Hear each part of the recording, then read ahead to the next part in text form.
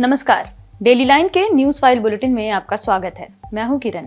इस बुलेटिन में हम आपको बताएंगे कि असम सरकार ने राज्य में किन 3 बड़े कानूनों को लागू करने का ऐलान किया है और बताएंगे कि बिहार के हाजीपुर में किसकी लापरवाही से 9 श्रद्धालुओं की मौत हो गई। साथ ही आपको जानकारी देंगे कि बांग्लादेश में किस मुद्दे को लेकर पिछले कई दिनों से लगातार हिंसक प्रदर्शन हो रहे हैं। लेकिन उससे पहले नजर आज की हेडलाइंस पर।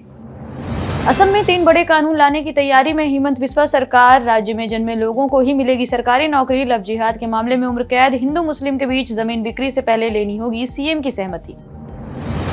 आप नेता मनीष सिसोदिया की जमानत की 2 याचिकाओं पर सुप्रीम कोर्ट में सुनवाई आज। शराब घोटाले से जुड़ा है मामला। एमसीडी में एल्डरमैन की नियुक्ति के अधिकार पर भी सुप्रीम कोर्ट में सुनवाई।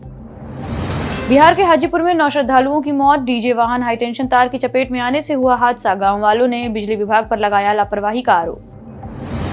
देश भर में भारी बारिश का कहर जारी। एमपी, राजस्थान समेत 12 राज्यों में भारी बारिश का अलर्ट। यूपी के कई जिलों में आई बाढ़, 5 लोगों की मौत। बांग्लादेश में नौकरी में आरक्षण को लेकर लगातार हिंसक प्रदर्शन जारी। पीएम शेख हसीना के इस्तीफे की भी हो रही मांग। भारी बवाल के बीच 14 पुलिसकर्मियों समेत 100 से ज्यादा लोगों की मौत, सैकड़ों घायल।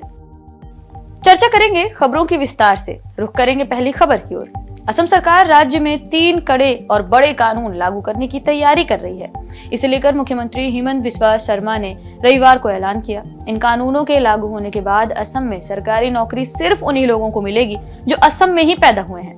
दूसरा, लव जिहाद के मामले में दोषी को उम्र कैद की सजा होगी। वहीं तीसरा मामला हिंदुओं और मुसलमानों के बीच जमीन की बिक्री के संबंध में है। हालांकि सरकार इसे रोक नहीं सकती, लेकिन खरीद फरोख्त से पहले मुख्यमंत्री की सहमति लेना जरूरी कर दिया जाएगा। सीएम शर्मा ने यह ऐलान 4 अगस्त को बीजेपी की राज्य कार्यकारिणी की बैठक में किया है। बढ़ेंगे अगली खबर की ओर। आप नेता मनीष सिसोदिया की जमानत से जुड़ी 2 याचिकाओं पर आज सुप्रीम कोर्ट में सुनवाई होनी है, जिसमें से एक याचिका सीबीआई की जांच वाले भ्रष्टाचार मामले की है, वहीं दूसरी ईडी की जांच वाले मनी लॉन्ड्रिंग मामले से जुड़ी है। दोनों याचिकाएं शराब नीति केस से संबंधित हैं। सिसोदिया की इन जमानत याचिकाओं पर पिछली सुनवाई 29 जुलाई को हुई थी। दूसरी तरफ एमसीडी में एल्डरमैन की नियुक्ति के मामले पर भी सुप्रीम कोर्ट में आज सुनवाई होगी। ये मामला दिल्ली के उपराज्यपाल के अधिकार को लेकर है कि वे दिल्ली सरकार से बिना सलाह मशवरा के ही एमसीडी में अफसर यानी एल्डरमैन की नियुक्ति कर सकते हैं या फिर नहीं। दरअसल एलजी विनय कुमार सक्सेना के आदेश पर इस साल 1 और 4 जनवरी को 10 एल्डरमैन की नियुक्ति की गई। एलजी के इस फैसले के खिलाफ दिल्ली सरकार ने सुप्रीम कोर्ट का रुख किया है। बढ़ेंगे अगली खबर की ओर। केरल के वायनाड में हुए भीषण लैंडस्लाइड का आज 7वां दिन है। अब तक 380 से ज्यादा लोगों की मौत हो चुकी है। इनमें से 172 लोगों की पहचान तक नहीं हो पाई है। इनमें से 172 लोगों की पहचान हुई है, वहीं 180 लोग अभी भी लापता हैं। वायनाड में अभी भी लगातार सर्च ऑपरेशन जारी है।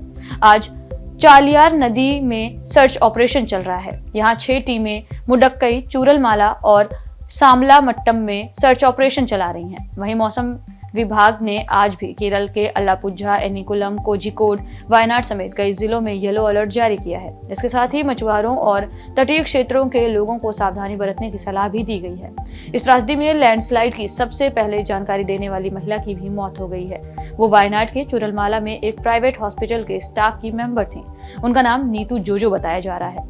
उन्होंने इमरजेंसी सर्विस को सबसे पहले अलर्ट देते हुए मदद की गुहार लगाई थी। बढ़ेंगे अगली खबर की ओर। बिहार के हाजीपुर में सावन के तीसरे सोमवार को एक बड़ा हादसा हो गया। यहाँ बाबा हरिहर नाथ को जलाभिषेक करने सोनपुर जा रहे श्रद्धालुओं का डीजे वाहन हाईटेंशन तार की चपेट में आ गया, जिसकी जद में आने से 9 श्रद्धालुओं की मौत हो गई। हादसा हाजीपुर इंडस्ट्रियल थाने के पास सुल्तानपुर गांव में रात करीब 12 बजे हुआ है। ये सभी डीजे ट्रॉली में थे। वहीं इस घटना को लेकर गांव वालों में भी काफी ज्यादा नाराजगी देखने को मिल रही है।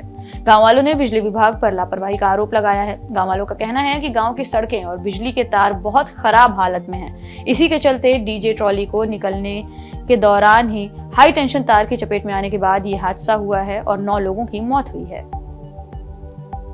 बढ़ेंगे अगली खबर की ओर। देश भर में लगातार भारी बारिश का कहर जारी है। मौसम विभाग ने आज मध्य प्रदेश, राजस्थान समेत 12 राज्यों में भारी बारिश का अलर्ट जारी किया है। हिमाचल प्रदेश, उत्तराखंड, यूपी, एमपी समेत कई राज्यों में बारिश से हालात खराब हैं। एमपी में बेतवा नदी का पानी पुल से ऊपर बह रहा है। वहीं नर्मदा खतरे के निशान के करीब पहुंच गई है।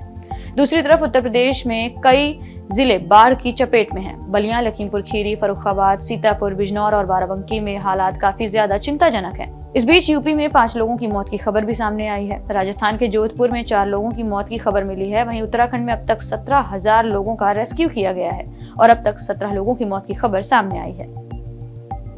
बढ़ेंगे अगली खबर की ओर। बांग्लादेश में पिछले कई दिनों से हिंसक प्रदर्शन लगातार जारी है।